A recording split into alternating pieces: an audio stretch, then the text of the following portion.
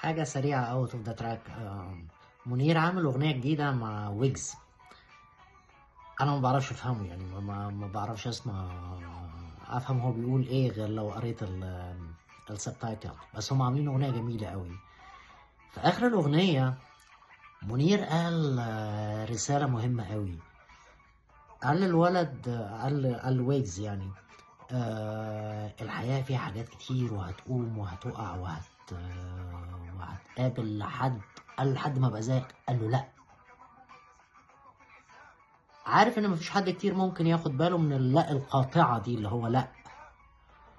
بس الرسالة هنا اللي هو انت حاول تبقى نفسك، دور بنفسك جوه نفسك.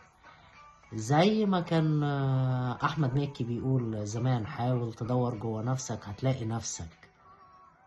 الرسالة هنا حاول انك تبقى نفسك، ما تبقاش حد تاني.